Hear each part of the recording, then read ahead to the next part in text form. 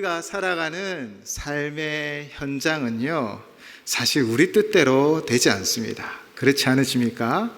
정말 내 마음대로 되지 않더라고요. 내가 생각하고 내가 계획했던 대로 다 이루어지면 우리 모두가 다 행복할 텐데 정말 그렇지 않습니다.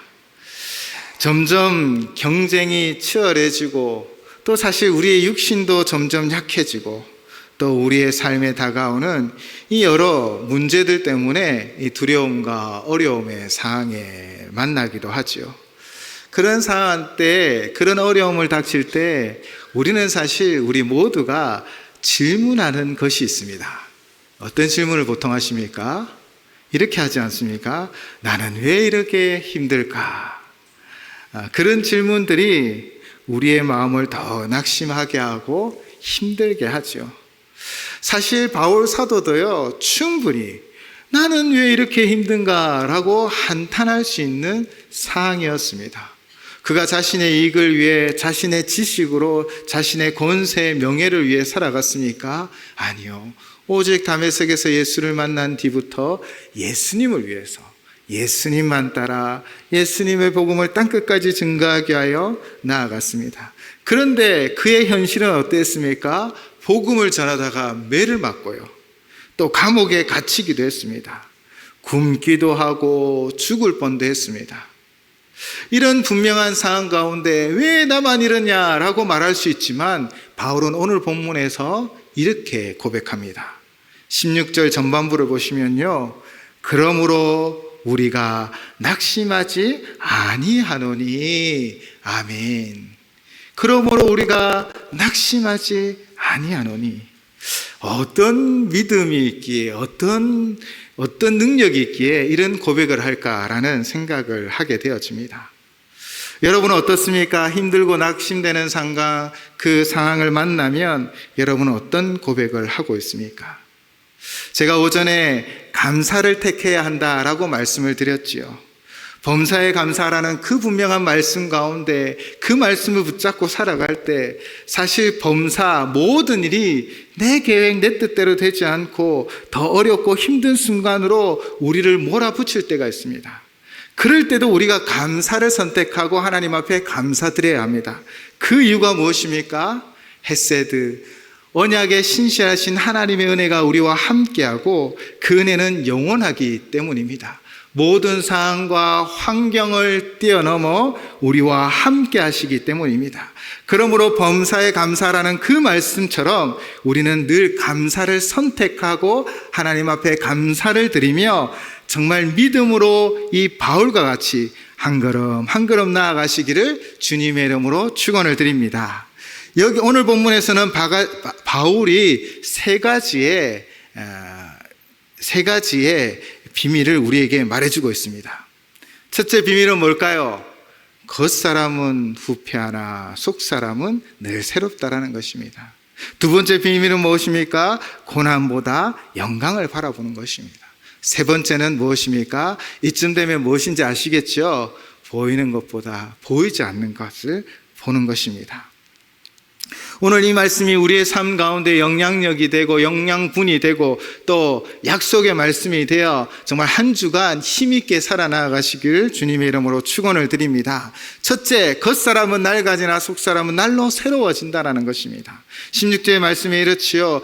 겉사람은 낡아지나 우리의 속사람은 날로 새로워지도다. 아멘. 나이가 들면 이 몸이 점점 약해지는 것 당연하죠.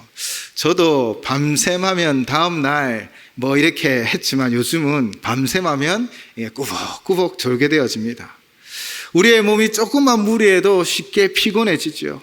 또 예상치 않은 질병이 우리에게 다가오기도 하고 몸의 기능이 정말 예전과 같지 않습니다. 이것은 피할 수 없는 현실입니다. 근데 바울은 우리에게 말하고 있습니다. 그래서 바울은 말하고 있죠. 겉사람이 낡아진다고요. 그러나 중요한 것이 무엇입니까? 바로 속사람입니다. 성령 안에 있는 우리는 우리 안에 있는 내적 존재의 영혼은 정말 날마다 새로워질 줄을 믿습니다. 하나님 말씀을 묵상할 때, 우리가 기도할 때, 하나님을 찬양할 때, 삶의 현장에서 하나님을 예배할 때 하나님은 그곳에 임재하여 주시고 은혜를 베풀어 주실 줄을 믿습니다. 신방을 하면 이런 것들을 느낍니다. 어려운 상황입니다. 몸도 힘듭니다. 그래서 말씀을 나누고 함께 기도하면 얼굴이 금세 환해지시더라고요. 그래요.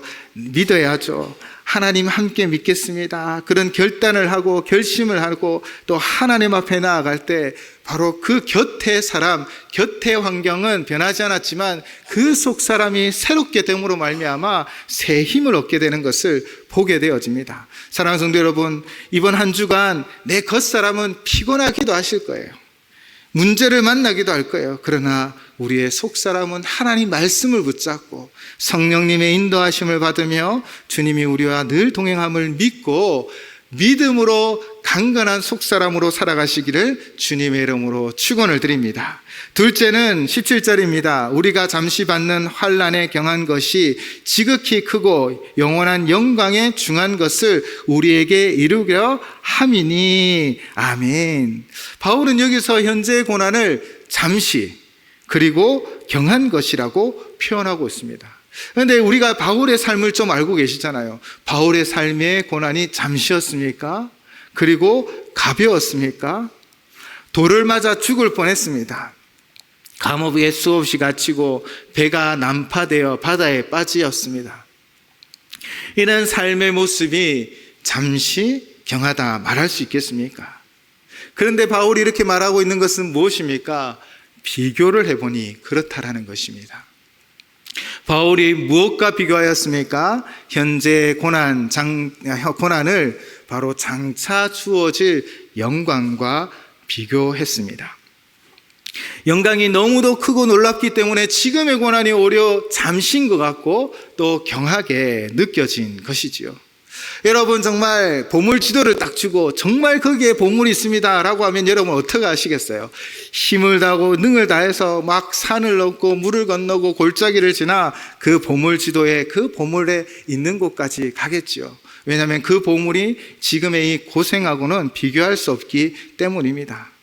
하나님의 영광은요, 하나님의 칭찬은요, 착하고 충성된 나의 종이라 라는 그 음성은 이 세상의 그 무엇과도 비교할 수 없습니다. 여러분, 하나님의 영광, 또 우리에게 주어질 그 칭찬, 또 그 품에 안길 것을 기대하며 살아가시기 바랍니다. 이 땅의 것은 영원한 것이 없습니다. 그러나 저 나라는 영원함을 믿습니다. 그 나라에서 주님과 함께 우리 하나님을 마음껏 찬양하고 마음껏 경배하며 마음껏 예배하는 우리 모두가 되시기를 주님의 이름으로 축원을 드립니다. 이 세상과 비교할 수 없는 영광이 우리에게 있습니다. 세 번째 비밀은 무엇이었습니까? 18절입니다. 우리가 주목하는 것은 보이는 것이 아니요 보이지 않는 것이니 보이는 것은 잠깐이요 보이지 않는 것은 영원함이라. 아멘. 우리는 사실 보이는 것에 쉽게 마음이 빼앗깁니다. 그렇죠. 눈에 보이는 성공, 돈, 권력, 건강, 외모, 그 모든 것들이 우리의 마음은 너무나 쉽게 빼앗깁니다. 그러나 바울은 말하고 있습니다. 보이는 것은요 잠깐입니다. 보이지 않는 것은요 영원합니다. 우리가 어디에 더 집중하며 살아가시겠습니까? 잠깐 있다 사라질 세상 것이 아니라 영원한 것을 바라보시기 바랍니다. 마태복음 6장 20절 21절에서 예수님이 우리에게 말씀하셨습니다. 제가 봉독하겠습니다.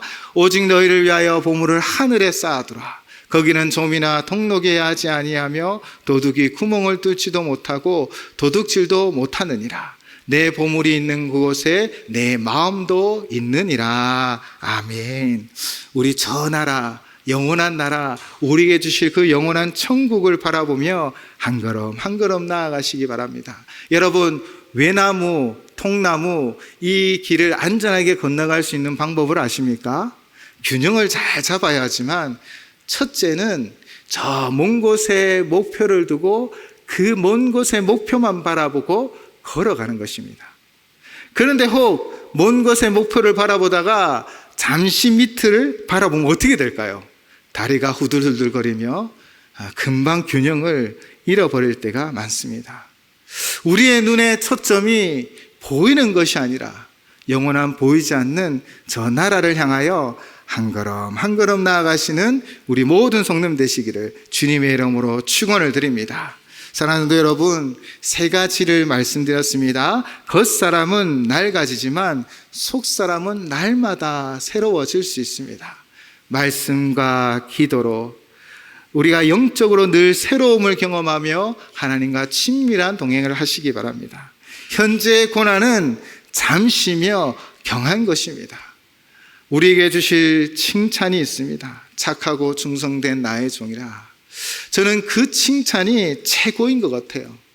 사실 하나님이 인정해 주신다면, 하나님이 옳다라고 말해 주신다면 그것이 가장 최고가 아닐까요? 그리고 보이는 것이 아니라 보이지 않는 것을 주목해야 합니다.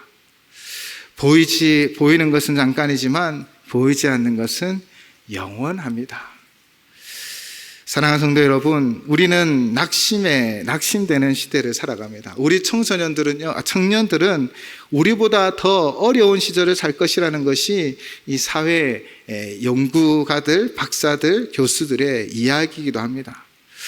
우리보다 더 힘든 세대를 살아갈 그들에게 줄 수 있는 마지막 소망이 무엇입니까? 바로 예수 그리스도, 그분이십니다. 우리 다음 세대가 미래를 개척하고 정복해 날 미래 세대가 정말 속사람이 말씀으로 늘 강건해지고, 때로는 삶에 고난도 있고 실패도 있지만 그러나 하나님만 바라보며 나아가고 세상 명예, 물질, 세상 것에 취하여 취한 자로 살아가는 것이 아니라 바로 보이지 않지만 영원한 저 세상을 바라보며 살아갈 때 승리자들이 다 되어줄 줄을 믿습니다. 우리는 이를 위하여 늘 기도해 주시기를 주님의 이름으로 부탁을 드립니다.